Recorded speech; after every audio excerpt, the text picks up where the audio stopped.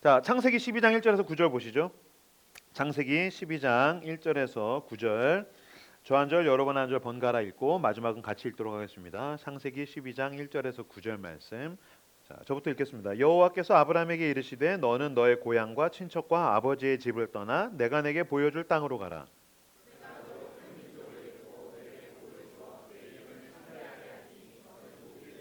너를 축복하는 자에게는 내가 복을 내리고 너를 저주하는 자에게는 내가 저주하리니 땅의 모든 족속이 너로 말미암아 복을 얻을 것이라 하신지라.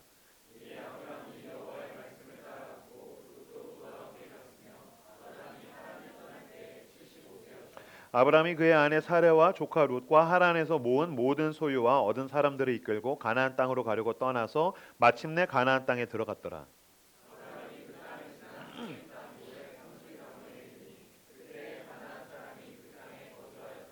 여호와께서 아브라함에게 나타나 이르시되 내가 이 땅을 내 자손에게 주리라 하신지라. 자기에게 나타나신 여호와께 그가 그곳에서 제단을 쌓고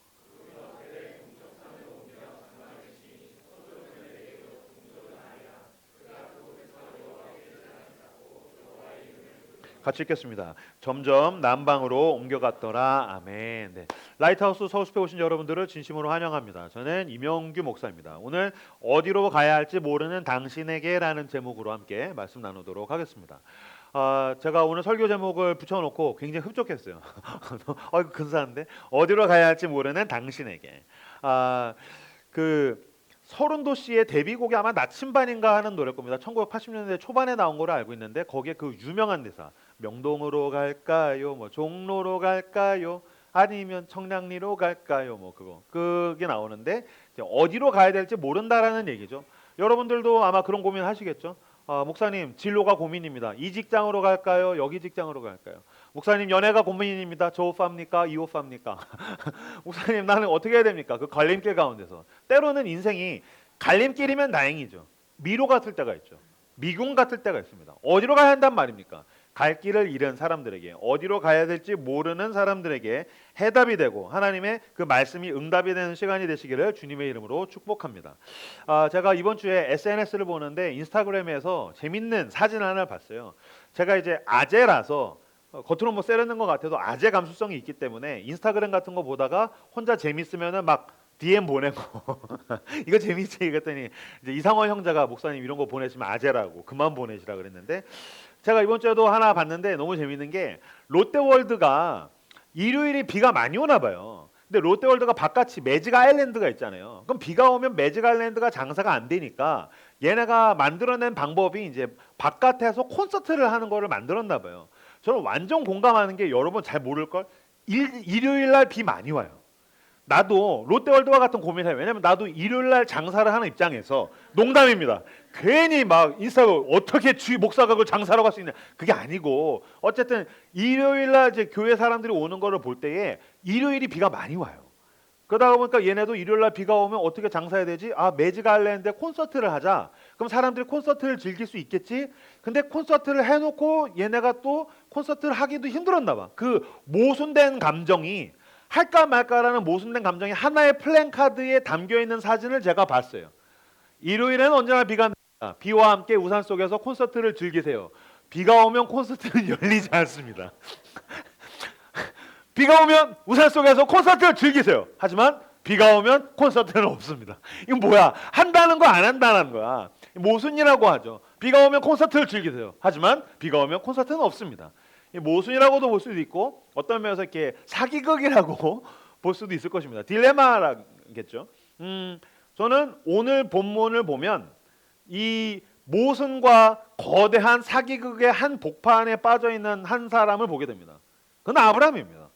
사람들이 믿음의 조상 아브라함을 굉장히 쉽게 하나님 아브라함을 부르셨어 믿음의 조상이 됐어라고 이야기하는데 과연 그럴까요? 그렇지 않습니다. 자, 오늘 본문 12장 1절에서 3절까지 말씀을 같이 한번 읽어볼까요? 창세기 12장 1절에서 3절까지를 같이 한 목소리 읽겠습니다. 시작. 여호와께서 고향과 친척과 아버지의 집을 떠나 내가 내게 보여줄 땅으로 가라. 내가 너로 큰 민족을 이루고 내게 복을 주어 내 이름을 창대하게 하리니 너는 복이 될지라. 너를 축복하는 자에게는 내가 복을 내리고 너를 저주하는 자에게는 내가 저주하리니 땅의 모든 족속이 너로 말미암아 복을 얻을 것이라 하신지라. 아멘. 여호와께서 아브라함에게 이르시되 너는 고향과 친척과 아버지의 집을 떠나서 내가 너에게 보여줄 땅으로 가라. 아니, 거기가 어딘데? 거기가 어딘데 내가 가진 걸 다 버리고 가라고 합니까? 만약에 하나님께서 여러분에게 직장을 버려라, 가족을 버려라, 본향집을 다 버려라. 아니, 뭘 주려고? 대단한 약속을 하시는 게 2절 3절이죠. 내가 너로 큰 민족을 이루고 너에게 복을 주어 네 이름을 창대하게 하리니 너는 복이 될지라. 널 축복한 자에게 복을 주고 저주한 자에게 저주하고 널 통해서 모든 족속에 복을 얻을 거야. 그러니까 몰라도 무슨 얘기냐면 어마어마한 걸 준다는 얘기죠. 그러니까 너가 거기를 떠나서 내가 예비한 가나안으로 가면 굉장한 걸 줄게. 그러면 뭔가 대단한 걸 주나 보다. 어떤 기대감을 가지고 떠나서 따라갈 수가 있겠죠. 그럼에도 불구하고 여러분, 이건 쉬운 일은 아니죠. 왜? 그의 나이가 75세이기 때문입니다. 4절 보시겠어요? 4절 같이 읽겠습니다. 시작.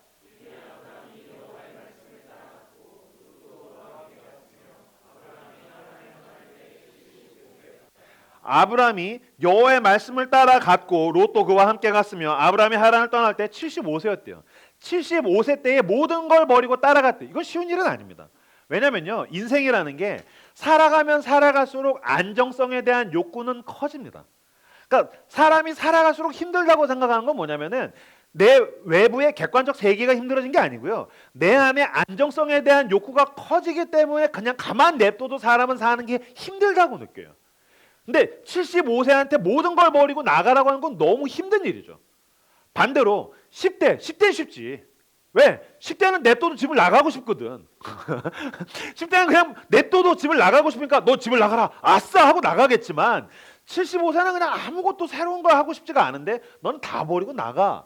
근데 어쨌든 여기에 순종해서 말씀을 따라갔어요. 자, 5절 보겠습니다. 5절 읽겠습니다. 5절 6절 같이 읽죠. 5절 6절 같이 읽겠습니다. 시작.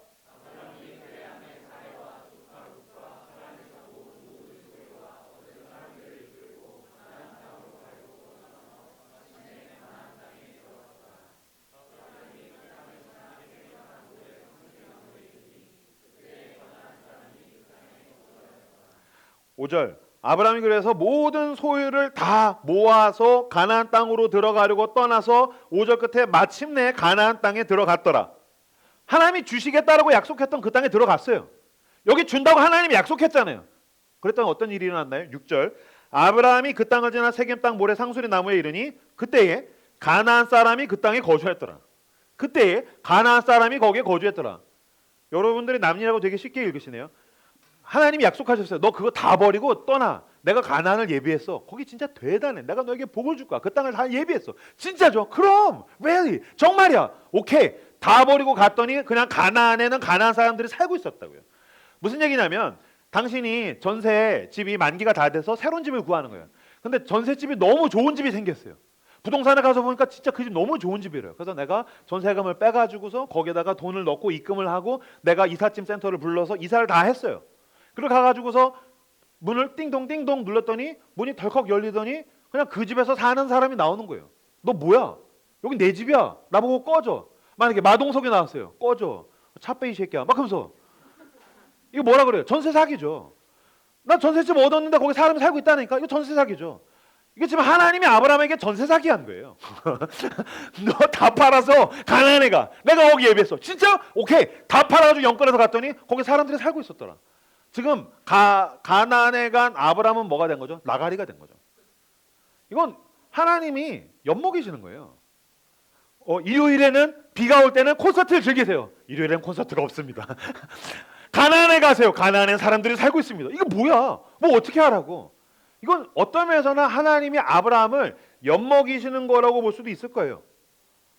붕 떴어요. 길거리에 나앉게 생겼어요. 그때부터 아브라함이 뭐 하기 시작할까요? 자, 7절 읽겠습니다. 7절 같이 읽겠습니다. 시작.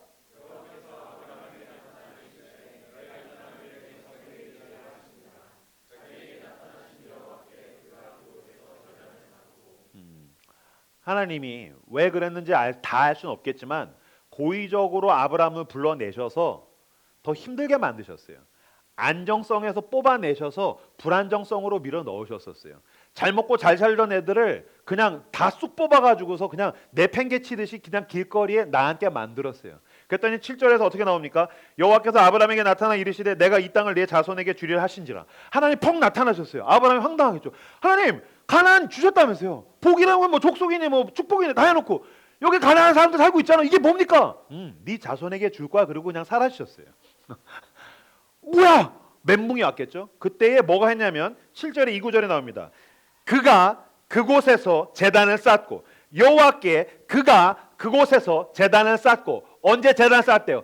절박함에 이르러서 그냥 길거리에 나앉게 되어서 절박함 위에다가 아브라함이 제단을 쌓기 시작했다는 거예요. 아브라함이 제단을 쌓았다는 말이 여기서 처음 등장해요. 아브라함이 기도했다. 아브라함이 하나님 앞에 제단을 쌓았다는 말이 여기에 처음 등장해요. 언제 제단을 쌓았다고요? 절박할 때요. 안정성에서 뽑혀가지고 불안정성에 들어가서 내 힘으로 해결이 되지 않는 길거리에 나앉게 되는 처참한 현실 가운데서 난 어떻게 살아야 되지? 그 절박함 위에서 비로소 아브라함은 처음 자기가 제단을 쌓기 시작해요. 여러분 사람이 언제 기도하는지 아십니까? 절박할 때입니다. 언제 하나님을 찾는지 아십니까? 절박할 때입니다. 저는 청소년 사역을 처음에 했었을 때 저희 교회 청소년들을 데리고서 거지 전도 여행을 간 적이 있어요. 지난주에도 보니까 노홍경 목사님이 거지 전도 여행에 대한 이야기를 뭐 하셨다고 그 설교가 끝난 다음에 한 자매가 와서 거지 전도 여행이 뭔지 몰랐나 봐요. 그래서 목사님 그게 뭐예요라고 물어볼 때 어감을 약간 다르게 했는데 느낌이 너무 다르더라고요. 거지 전도 여행인데 목사님한테 와서 목사님 거지 전도 여행이 뭐예요? 거지 전도 여행이 뭐여서 노 목사님 너무 좀 당황했다고. 그래서 거지 전도 여행이 아니라 거지 전도 여행이라고 이야기하는데 이건 뭐냐면 사실 선교의 일종입니다. 이렇게 선교에 가서 장소도 정하지 않고 먹을 것, 잘 곳, 선교의 대상 그 어떤 것도 정하지 않고 그냥 하나님이 인도하시는 대로 따라가겠다라는 걸 이제 거지전도 여행이라고 이야기하고 선교학에서는 페이스 미션이라고 이야기할 수도 있습니다. 그냥 따라가는 거죠. 하나님이 잘 곳을 예비하셨을 거야. 만날 사람들을 예비하셨을 거야. 어떻게 해야 될지 주님이 예비하셨을 거야. 그것들을 그냥 주님을 따라가는 거죠. 그때 제가 저희 교회 청소년들, 청년들을 데리고서 거지전도 여행을 갔는데 첫째 날은 베이스 캠프를 두고서 거기서 수련회를 하고 둘째 날 10명씩 청년과 청소년들을 짝지어서 다 흩어보냈었어요. 가라. 어디든지 가라. 지도를 주고서 그냥 지역으로 흩어져라. 그래서 10명씩 진짜 다 흩어졌어요. 그리고 나서도 저도 뭔가 불안하기 때문에 제가 저희 부장집사님이랑 봉고차를 타고서 붕 도는 거죠. 왜냐면 애들이 어디 길거리에 쓰러져 있을 수도 있으니까. 그래서 쭉 돌아다니고 있는데 보니까 한 팀이 마을에 막 도착했어요. 배낭들을 메고. 근데 그 마을 어귀에서 그 10명이 모여서 보니까 기도하고 있는데 나는 얘네를 3년을 가르치면서 얘네가 이렇게 간절하게 기도하는 걸 처음 봤어요. 그 정말 기도의 그 열기. 얘네가 진짜 하나님 앞에 목숨을 걸었구나라는 걸 느껴지더라고. 당연하지. 왜? 아무것도 없으니까. 왜 그렇게 간절하게 기도할까요? 절박하니까요. 사람은 사실은 절박할 때 비로소 기도하는 것입니다. 그래서 아브라함이 절박한 현실 가운데에서 제단을 쌓고 기도하기 시작합니다. 자, 계속 읽어볼까요? 8절, 9절 같이 읽겠습니다. 8절과 9절 읽겠습니다. 시작.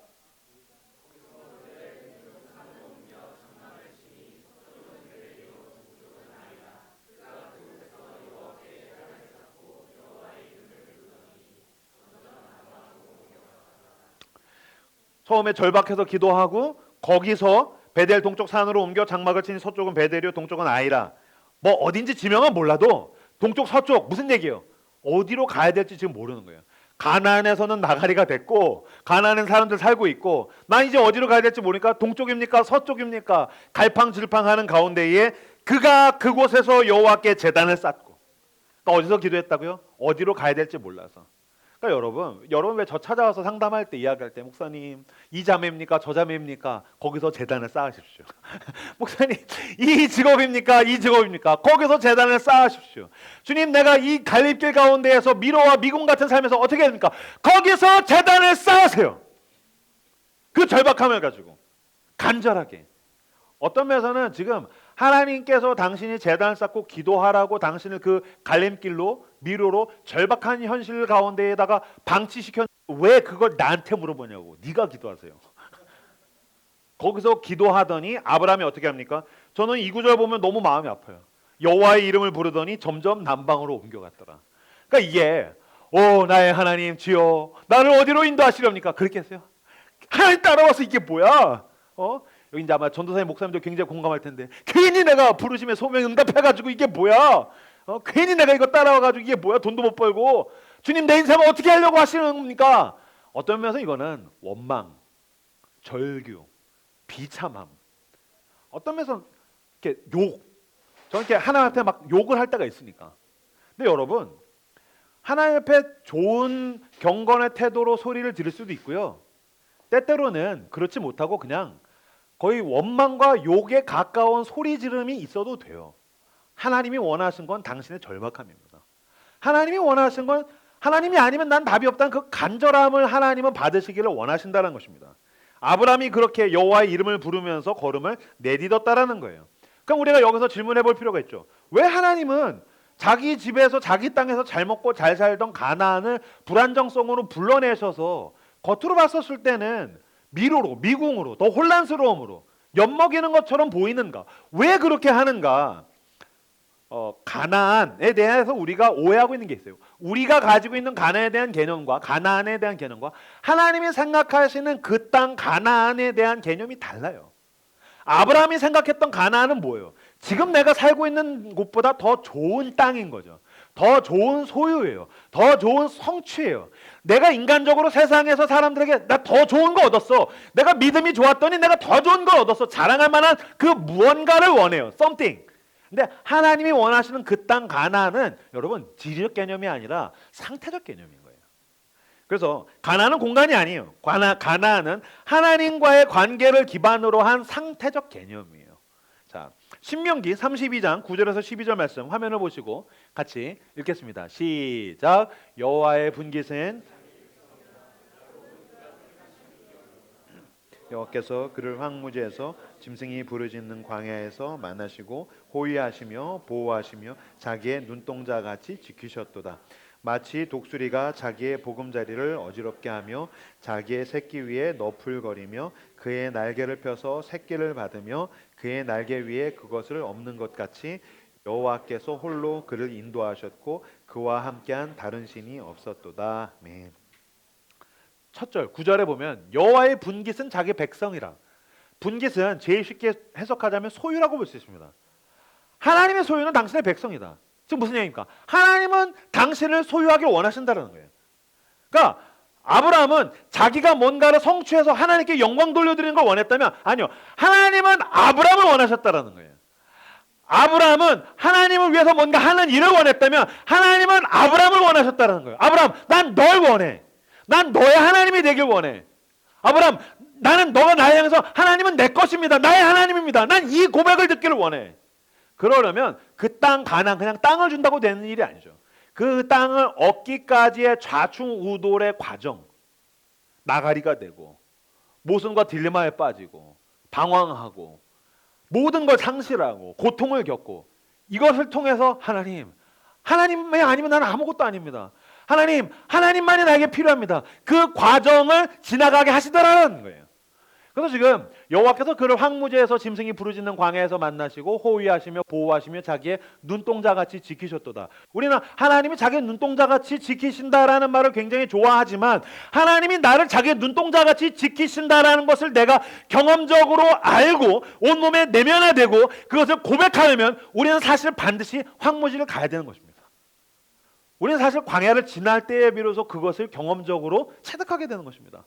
그래서 하나님이 어떻게 하신대요? 독수리가 자기 새끼들의 둥지를 흔든대요.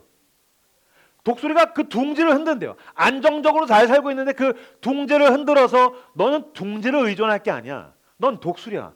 창공을 날개 쳐서 올라야 돼.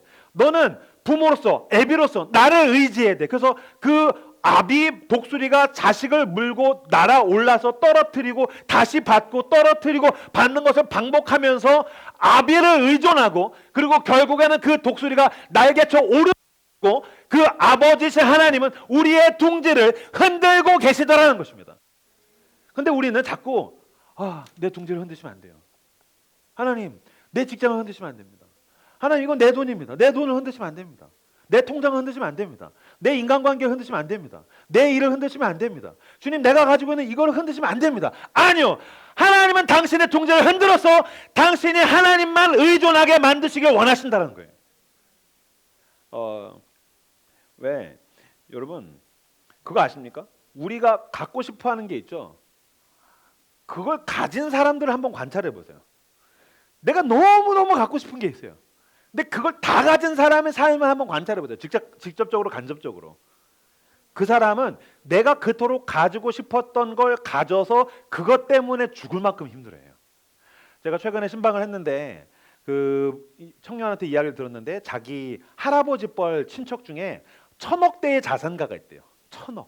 상상도 할 수 없는 돈. 정말 나한테 1,000억이 있다면 와 정말 상상만 해도 즐겁죠. 우리는 참 순수해요. 1,000억이란 도대체 어떤 돈일까? 근데 1,000억을 가지신 그 할아버지가 노환에 의해서 이제 자기 삶의 끝자락이 온 거예요. 그랬더니 자녀가 5남매가 있는데 5남매가 아유 우리 아버지 우리를 이렇게 사랑해 주셨는데 이제 인생의 끝에 왔네라고 하지 않냐고 그 1,000억을 어떻게 분배할 것인가에 때문에 박터지게 싸우더라는 거예요. 우린 1,000억을 5남매가 나누면 200억씩 나누면 공평하잖아. 여러분 우리가 그러니까 순수한 거예요.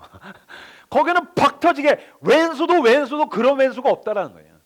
이 형제는 어머니 때문에 참전했다가 세상에 더럽고 치사해서 난 여기 더 이상 못 있겠다. 이건 사람들의 세계가 아니다. 여긴 지옥이다. 그래서 빠져나왔다라는 거예요. 근데 우리는 돈이 있으면 그게 나를 구원해 줄 것처럼 아니요. 그것 때문에 박터지게 싸워서 사람들은 죽으려고 한다라는 거예요. 왜 그런 생각하죠? 나는 연애를 못해서 결혼을 못해서 내가 결혼을 하면 행복할까요? 과연 그렇죠? 결혼을 못해서 그죠? 이 방송을 제 아내가 보기 때문에 결혼하면 행복하죠. 거긴 천국입니다. 그러나 여러분 내가 갖지 못했던 결혼을 해서 결혼 때문에 그 사람 죽으려고 그래요. 우리는 취업이 안 된 사람도 취업이 안 돼서 그러나 보다. 직장에도 우리 교회 직장에도 천지잖아요. 다 직장에서 뒤지려고 그러는 거예요. 그죠? 그러니까 내가 그토록 갖고 싶었던 그걸 가진 사람은 그것 때문에 죽을 만큼 힘들다고요. 그게 나의 구원이 아닌 거예요. 아까 우리가 읽었던 신명기에서 그 12절 말씀, 신명기 32장 12절에서 뭐라고 얘기하십니까? 여호와께서 홀로 그를 인도하셨고 그와 함께한 다른 신이 없었도다. 그러니까 하나님께서 둥지를 흔드셔서 좌충우돌의 시간, 허망하고 갈 길을 잃은 그 시간, 하나님 앞에 절박함 가운데 제단을 쌓으면서 하나님 살려달라고 몸부림치는 시간을 통해서 하나님이 우리에게 무엇을 알려주시냐면 여호와께서 홀로 그를 인도하셨고 그와 함께한 다른 신이 없었도다. 하나님만이 유일하게 나를 구원하십니다. 하나님만이 나를 구원하십니다. 하나님만이 나를 인도하십니다. 나는 하나님만 있으면 됩니다. 하나님이 지금 아브라함에게 그 고백을 얻어내시기 위해서 가나안에서 나가리가 되는 것 같고 방황하는 것 같이 나그네 인생 순례자의 길을 가게 하시다라는 것입니다. 그 과정을 통해서 하나님이 물으시는 거예요. 누가 너를 구원하느냐? 누가 너를 인도하느냐? 누가 너의 전부가 되느냐? 너는 지금 무엇을 붙들고 있느냐? 너는 무엇을 따라가고 있느냐? 가나안은 땅이 아닙니다. 하나님께 이 고백을 하게 되는 관계입니다. 하나님만 있으면 됩니다. 당신만 나와 함께 하시면 됩니다. 하나님은 아브라함을 여기까지 밀고 가시기를 원하시는 거예요. 그러니까 여러분 가나안에 결국 입성합니다. 근데 가나안에 입성하기 전에 하나님이 원하시는 완료의 상태는 뭐죠? 아브라함이 고백하는 거죠. 하나님, 제가 이 나그네 길 노마드로 방황하면서 알겠습니다. 하나님이 처음에 너무너무 원망스러웠는데 내가 죽을 만큼 고생하면서 방황하다 보니까 알겠습니다. 그 땅 안 들어가도 됩니다. 그 어디나 주 예수와 동행하니 여기가 하늘나라입니다. 주님만 함께 하시면 주님 저 가나안 아니라 애굽에 가도 되고요. 어디를 갈 수 있습니다. 주님만 함께 하시면 됩니다. 여러분 직장 갑니다. 그 직장을 얻게 될 것입니다. 인간관계 문제 해결됩니다. 당신의 자녀의 문제, 가정의 문제, 재정의 문제 해결됩니다. 그러나 그게 내 손에 쥐어지기 전에 하나님은 그 고백을 하기를 원하시는 거예요. 하나님만 있으면 됩니다. 난 하나님을 따라가길 원합니다. 그렇게 하나님과 온전한 관계, 하나님께 사로잡히는 그 신뢰의 관계에 들어가시는 그 땅 가나안을 획득하시는 저 여러분들 다 되시기를 주님의 이름으로 축복합니다. 최근에 제 아내가 제일 열심히 보는 TV 프로는 그 조혜련 씨의 50쇼라는 프로그램입니다. 조혜련 씨의 50쇼. 강력 추천합니다. 조혜련 씨의 50쇼. 자꾸 넷플릭스 유튜브 쓸데없는 것만 보지 말고 임용규 목사의 설교는 안 들을지라도 음질이 안 좋아서 안 들을지라도 조혜련 씨의 50쇼. 이게 조혜련 씨가 성경 공부를 가르치는 프로그램이에요. 근데 너무너무 잘 가르쳐요.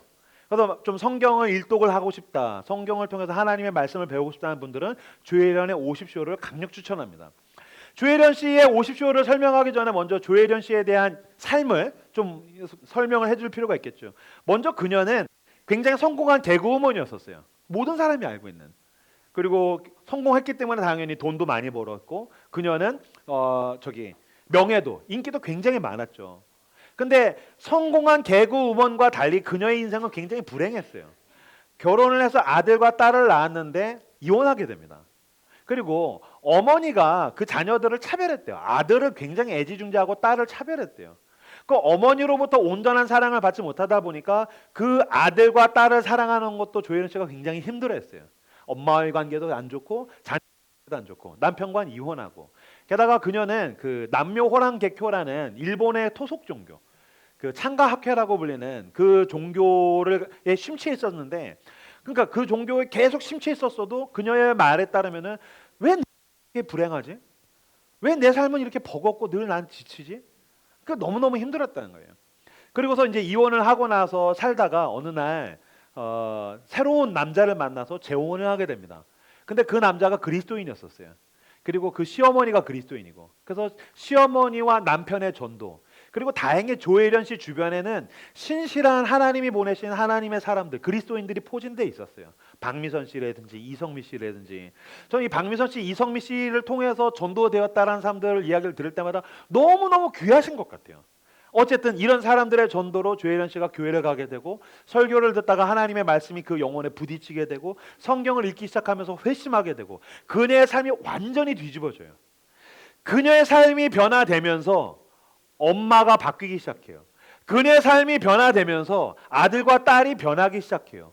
그녀의 삶이 변화되고 하나님의 말씀에 사로잡히면서 그녀가 엄마를 전도하니까 엄마가 따라서 교회를 나오기 시작하고 그녀의 삶이 변화되니까 우리 엄마의 삶을 바꾼 그 하나님의 말씀을 나도 한번 들어보자. 예수를 믿어보자. 그래서 아들, 딸이 회심해서 교회를 나오기 시작해요. 한때는 너무너무 고통스럽고 불행했으나 회심하고 주님을 따라가고 변화되면서 그 엄마와 아들, 딸까지 완전히 이제 뒤집어지게 되는 온 가족이 회심하게 되는 거죠. 그래서 조혜련 씨는 틈만 나면 성경을 읽는데요. 그래서 이 조혜련 씨가 엄마와 딸에게 성경을 가르쳐주는 프로그램이 이 50쇼라는 프로그램이에요. 근데 제 아내가 이 50쇼를 쭉 보는데 저도 이렇게 옆에서 봤는데 성경도 너무 잘 가르치는데 어느 날 조혜련 씨랑 박미선 씨가 이 이스라엘 성지순례를 가는 거예요. 성경지리답사. 그 이스라엘 쭉 가는데 제가 잠깐 고기만 봤는데 광야를 가더라고요. 광야. 저도 성경 지리답사 안 가봤거든요. 성지순례 안 가봤어요. 근데 광야 이렇게 봤는데 진짜 그냥 돌산이에요. 그냥 흙, 붉은 흙. 생명체의 흔적을 찾아볼 수가 없는. 모래 사막은 아닌데 돌로 된 바위랑 돌로 된 산들, 언덕들, 둔턱들, 광야가 쫙 있어요. 그래서 박미선 씨는 순례자처럼 숨을 헉헉거리면서 그 돌산을 막 올라가고요.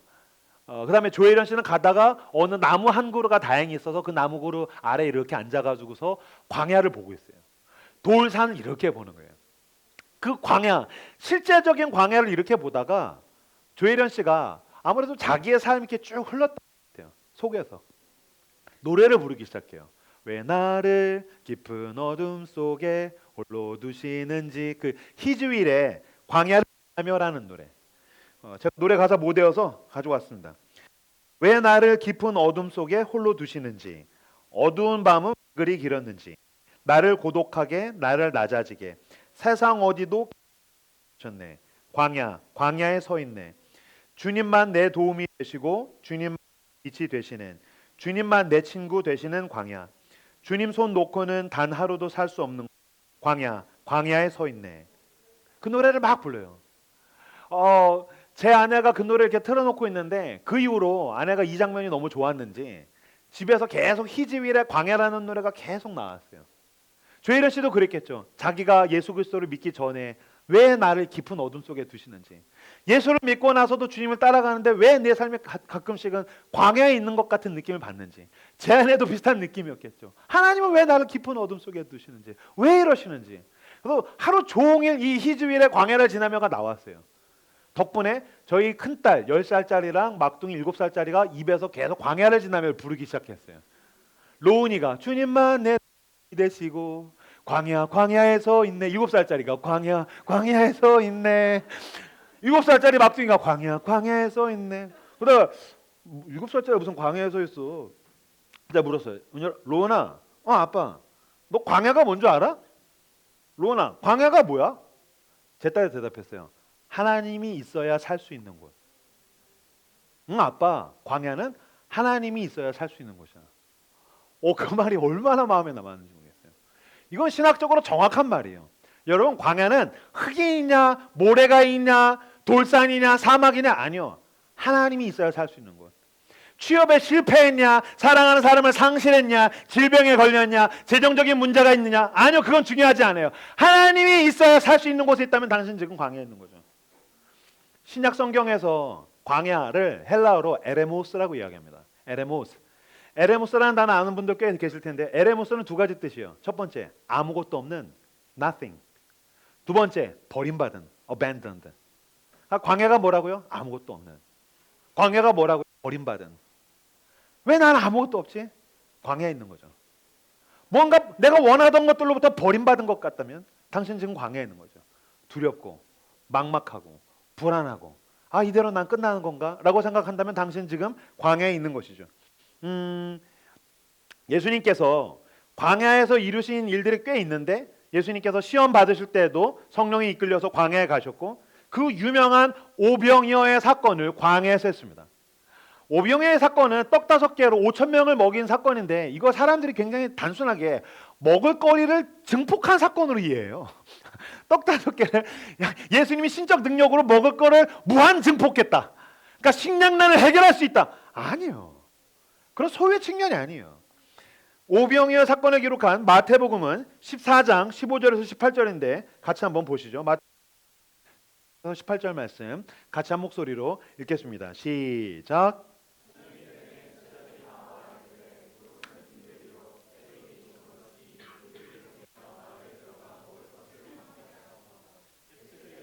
갈 것 없다. 너희가 먹을 것을 주라. 제자들이 이르되 여기 우리에게 있는 것은 떡 5개와 물고기 2마리 뿐이니이다. 이르시되 그것을 내게 가져오라 하시고, 저녁이 되매 제자들이 나와 이르되 이곳은 빈들이요, 때도 이미 저물었습니다. 이곳은 빈들이요. 여기서 빈들이 에레모스. 그러니까 영적인 의미가 있는 거죠. 주님, 우린 지금 에레모스에 있습니다. 주님, 아무것도 없습니다. 주님, 내가 원하던 것들로부터 소외받아서 우린 주님 abandoned. 우린 지금 버림받았습니다. 먹을 거 없습니다. 할 수 있는 게 없습니다. 그랬더니 그래서 무리를 보내서 마을에 들어가서 알아서 자기 인생을 살라고 하십시오. 먹고 살라고 다 흩어보내십시오. 그때 예수님이 얘기하십니다. 너 내가 먹을 걸 줘라. 주님, 먹을 게 없습니다. 우리는 광야에 있다니까요. 에레모스라니까요. 여기는 아무것도 없다니까요. 아무것도 없다고? 진짜 아무것도 없는 거지? 오케이. 이 끝에 뭐라고 얘기하십니까? 이르시되, 예수님이 말씀하십니다. 그것을 내게 가져오라. 난 에레모스입니다. 그것을 내게 가져오라. 난 어디로 가야 될지 모르겠습니다. 그것을 내게 가져오라. 내가 원하던 것들로부터 나는 버림받았습니다. 그것을 내게 가져오라. 주님, 나는 나에 대해서 모릅니다. 내가 뭘 할 수 있을지 모르겠습니다. 내 삶이 내 손으로 감당이 되지 않습니다. 주님이 말씀하십니다. 그것을 내게 가져오라. 주님께서 당신의 삶을 받으시고 나의 죄를 위해서, 죽음을 위해서 십자가에서 대신 못 박히신 그 손으로 떼어서 당신의 삶을 풍요롭게 하시며 나만 혼자 먹고 사는 것이 아니라 내 주변에 아무것도 없는 인생들을 먹이십니다. 내 주변에 있는 버림받은 사람들을 먹이십니다. 내 주변에 있는 상처받은 사람들을 먹이십니다. 내 주변에 있는 에레모스, 광야에 있는 사람들, 하나님의 나라를 열망하는 그 누구든 그 사람들을 먹이시는 일을 위해서 저와 여러분들을 쓰신 줄로 믿습니다. 제가 사실 이 설교를 준비할 때 그 유진 피터슨이라는 제가 너무 좋아하는 목사님의 그 길을 걸으라라는 책에 이런 문장이 나와 있더라고요. 광야는 주의 길을 간다는 것이 무엇을 의미하는지 분명히 알 수 있는 시간과 장소를 제공한다. 난 하나님이 원하시는 사람이 되고 싶어요. 그건 여러분들도 마찬가지일 겁니다. 하나님이 원하시는 사람은 혼자서 자기 스스로 만들어진 것이 아닙니다. 대단한 소유와 성취로 만들어진 것이 아닙니다. 하나님이 원하시는 사람은 하나님이 직접 만드셔야 되기 때문에 하나님께서 우리가 이해할 수 없는 길을 때때로 가게 하십니다. 아무것도 없는 길로, 때때로는 하나님이 나에게 엿먹이신 것처럼 느껴지는 시간과 공간으로, 광야로 가게 됩니다. 그러나 여러분, 그 광야를 지나서 우리는 결국엔 어디로 가게 됩니까? 그 땅 가나안을 가게 될 것입니다. 하나님만 있으니까 주님, 광야에서도 살 수 있습니다. 주님만 함께 하시면 내가 어디든지 갈 수 있습니다. 주님만 함께 하시면 나는 무엇이든지 할 수 있습니다. 그 땅 가나안을 광야를 지나서 저와 여러분들은 도달하게 될 것입니다. 그리고 우리가 도달하게 됐을 때 거기는 예수님을 닮은 모양, 하나님이 원하시는 모양으로 가게 될 것입니다. 그러므로 여러분 지금 광야에서만 들을 수 있는 음성의 귀를 기울이십시오. 광야에서만 깨달을 수 있는 은혜 앞에 마음을 여십시오. 광야에서만 받을 수 있는 그 축복 앞에 여러분의 두 팔을 하나님 앞에 벌리십시오. 그리고 그 절박함을 가지고 하나님 앞에 제단을 쌓으십시오. 아침에 시간을 정하고 저녁에 시간을 정하고 나를 인도하실 나의 야훼 하나님 앞에 엎드려서 기도하십시오. 주님께서 당신을 인도하셔서 광야에서도 지키시며 보호하시며 결국에는 하나님과 함께 그 땅 가나안에 도달하게 되는 저 여러분이 다 되는 줄로 믿습니다. 반주해 주시겠어요? 아까 이야기했던 그 조혜련 씨의 영상에 보면 조혜련 씨가 광야를 바라보면서 희주일에 광야를 지나며라는 노래를 막 부르고 있고, 그 광야의 언덕을 막 힘겹게 오르는 박미선 씨가 교차 편집돼서 나와요. 숨이 턱까지 차올라서 헉헉대면서 순례자처럼 박미선 씨가 막 올라가요. 허벅지에는 땡땡 붓겠고 온몸이 막 돌덩이같이 무겁겠고 막 땀이 막 줄줄줄 나겠죠. 근데 그 어느 순간 둔턱을 올라서서 노래가 끝날 쯤에 광야에 서 있네 끝날 쯤에 카메라를 딱 보면서 박미선 씨가 이렇게 얘기해요. 이 길의 끝에 무언가 있겠죠. 숨이 턱까지 차올랐고 너무너무 힘들고 고통스러울 텐데 씩 웃으면서 이 길의 끝에 무언가 있겠죠. 근데 그 말이 저한테 너무 왔어요. 지금 광야를 힘겹게 걸어가고 광야의 언덕을 오르는 사람들이 있습니까? 보이지가 않죠. 하나님이 나에게 뭘 원하시는지, 어디로 가라고 하시는지 몰라서 우리는 제단을 쌓고 여호와의 이름을 부르며 남방으로 옮겨가고 있습니다. 그러나 하나님이 우리에게 믿음을 주셨습니다. 하나님이 예수 그리스도를 우리에게 내어주셔서 하나님과 연결되게 하셔서 우리에게 믿음을 주셨습니다. 믿음 안에서 우리는 고백할 수 있습니다. 믿음 안에서 사실 우리는 알고 있습니다. 이 길의 끝에 무언가 있을 것입니다. 이 길의 끝에 하나님이 예비하신 가장 좋은 게 있는 줄로 믿습니다. 내가 도달할 수 없고 내가 갈 수 없고 내가 얻을 수 없는 그 무언가, 예수님만이 주실 수 있는, 예수님만이 인도하실 수 있는 그 무언가, 이 길의 끝에 무언가 있겠죠. 씩 웃을 것입니다. 누군가가 당신에게 물을 때에 이 길의 끝에 무언가 있다는 걸 난 믿어. 이 광야의 끝에 그 땅 가나안이 있어. 하나님이 가장 좋은 걸 주셨어. 이미 십자가 위에서 그 아들을 주셨으니 나는 더 좋은 것을 주실 줄로 믿어. 그것을 믿음으로 이 광야를 향해서 걸음을 내딛고 주님이 예비하신 그 땅 가나안을 향해서 걸음을 내딛으시는 저 여러분들 다 되시기를 주님의 이름으로 축복합니다. 두려워하지 마십시오. 하나님이 당신과 함께 하십니다. 두려워하지 마십시오. 하나님이 당신을 지키십니다. 두려워하지 마십시오. 하나님이 당신을 인도하십니다. 두려워하지 마십시오. 하나님이 당신을 사랑하십니다. 설교의 끝을 함께 찬양을 함께 하길 원하는데요. 제가 어떤 찬양이 좋을까 하는데, 고난 내용은 편히 쉴 곳과 풍랑 일어도 안전한 포구, 폭풍까지도 다스리시는 주의 영원한 팔 의지해. 주의 영원하신 팔 함께하사 항상 나를 붙드시니 어느 곳에 가든지 요동하지 않으면 주의 팔을 의지함이라. 어느 곳에 가든지 요동하지 않으면 주의 팔을 의지함이라. 주님만이 나를 붙드시면, 주님만을 의지함으로 난 어디든 갈 수 있습니다. 이 고백이 나의 고백이 되기를 원합니다. 모두 함께 자리에서 일어나 찬양합시다.